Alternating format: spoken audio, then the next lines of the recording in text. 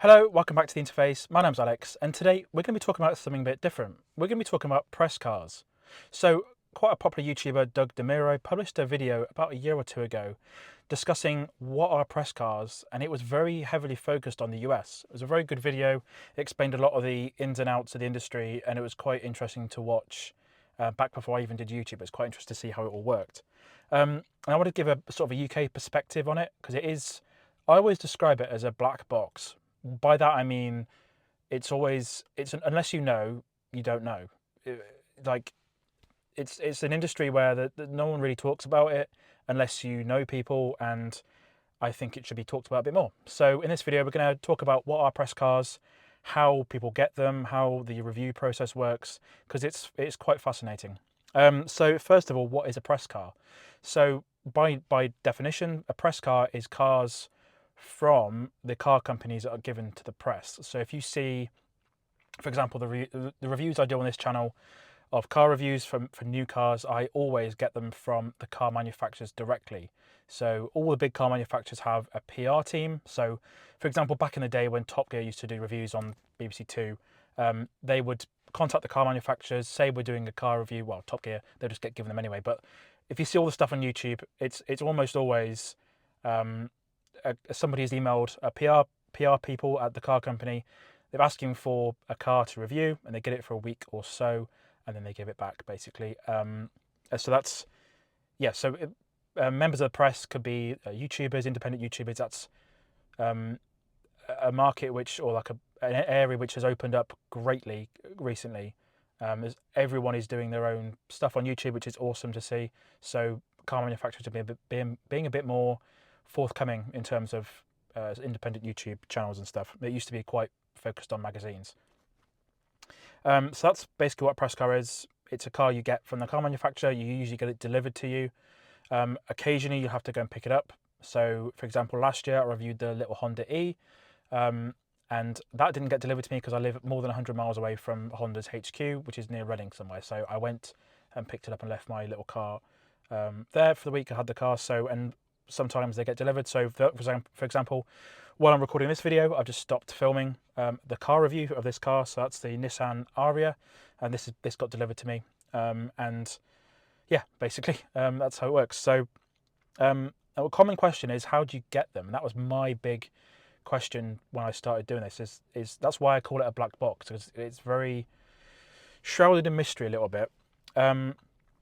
Usually, you have to have some sort of audience set up, whether that be you work for a car magazine. I didn't have that background. I just set up my YouTube channel and decided I want to make car reviews, and I emailed a bunch of people, and MG thankfully replied last year. So my very first video car review on this channel is the MG4, which is in the top right corner if you want to check that out. But prior to that, I did publish a few videos such as the CV show, the CV show in NEC last year, some bits and pieces. So I had a couple videos on the channel, but MG were thankfully very nice and said yes, and then it sort of went from there basically.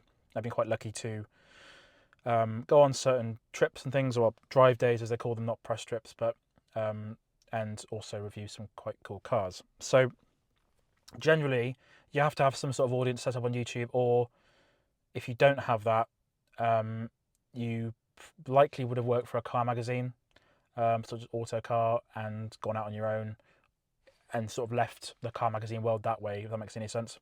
So yeah, it's weird that no one talks about it, but it's quite important to see how it works, because these sort of things influence how your cars are reviewed that you're watching on YouTube. So another question is, do the car companies have any say in what is said?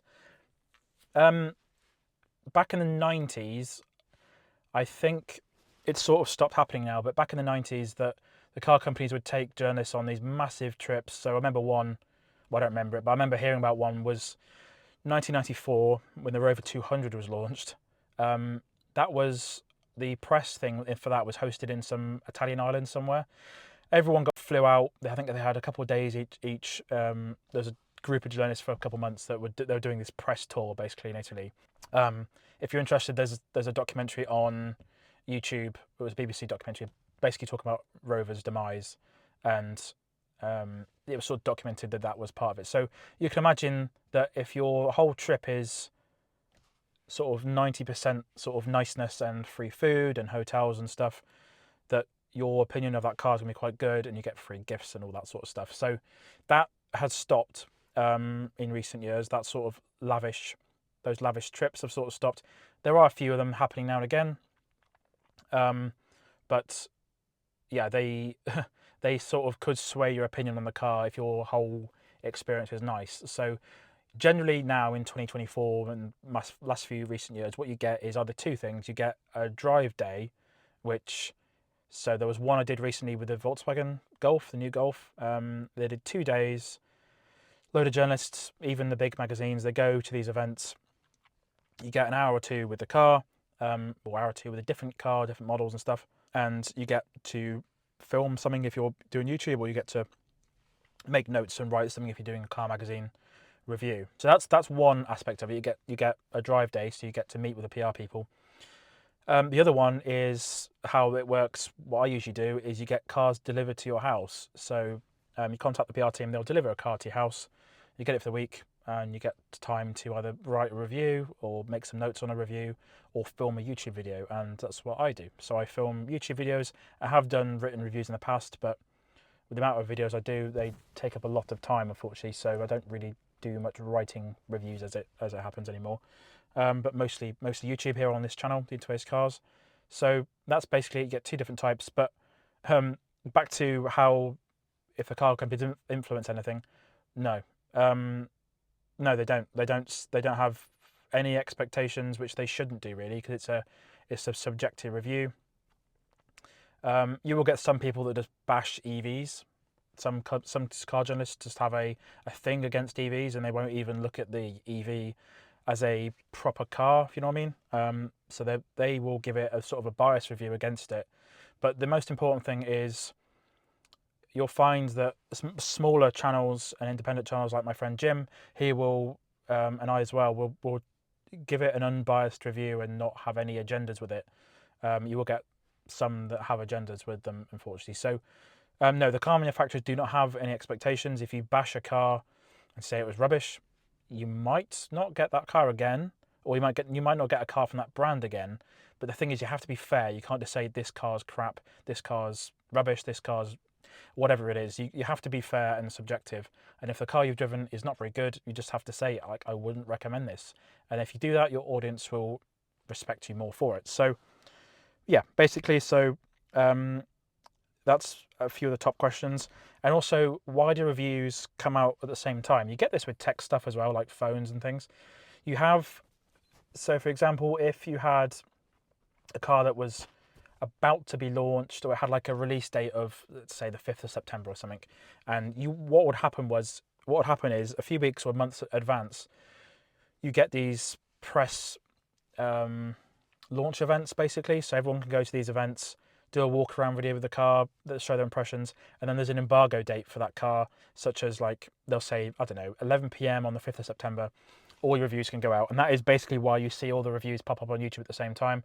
Again, it happens with phones, happens with the iPhone, happens with Google Pixel phones as well, happens all the time with tech stuff. But cars, yeah, it happens. Some people don't tend to stick to those embargoes. What I mean by that is they don't say, oh, that's the release date. They'll do it afterwards if their video's taken longer or they need to perfect something. Most will go out at the same time. So it just depends on the publisher if they think that launching it on the exact time would be beneficial at the same time as everyone else. So yeah. And then how do I review cars? So I tend to get them for 7 days, so Monday to Monday or Tuesday to Tuesday, whatever. I will spend the first couple of days making sure I understand everything on the car first, because obviously every car is slightly different. Infotainment screens are always a little bit iffy sometimes. They can be, but some are really good. So before I film anything, before I make any rush decisions and judgments, I will always spend a couple of days with the car, taking it out in the evening, just making sure I understand everything that's going on, and before I film anything, because the last thing you want to do is look stupid on camera. So I will do that. I will then film some exterior stuff. I'll then drive it a bit more, and then the last thing I'll probably end up doing is the driving section of the video. So it just depends on what order I film stuff in. But I always tend to try and give my driving impressions as much exposure of the vehicle before it goes back. So yeah, that's basically it. And yeah, I try to have just a fair, honest assessment of the vehicle that I'm reviewing, whatever it may be. If it's a big diesel pickup truck, I won't say oh, it's rubbish because it's diesel. It's obviously got its purposes and its use cases, and you have to review every car fairly, no matter what it is. Again, it's quite disappointing that some car journalists will bash EVs for no good reason, and just won't even give them a fair chance. Some EVs are rubbish, and some EVs are really good. So it just depends on what you've got. And yeah, and we're only going to see more EVs, which is only a good thing because they are quite fun and interesting to drive. So that's how I review cars. And the last thing I want to do is discuss how the industry is changing. So I run a podcast, Creator Spotlight podcast. It's one I host by myself. And I have been, I think 30 people I've interviewed so far. Most of them have been automotive creators and stuff. It's an industry that I'm quite interested in, so it's always good to get people's perspective. But one thing I ask some people who have been in the industry a long time is how has the industry changed for you? How has it changed over time? And the biggest thing that has changed is you can make stuff for yourself. So if you think back to the early 2000s, the 90s and stuff, you couldn't publish anything on your own unless you worked for a magazine or you worked for a television company.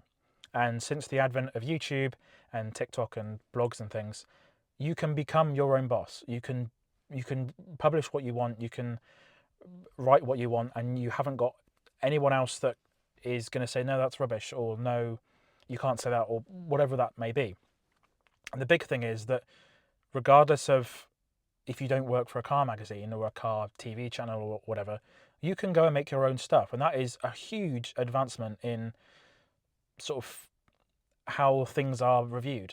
Anyone else can go out there and review cars, and it's quite interesting. You've got lots of different perspectives, even if that person would never work for a car magazine.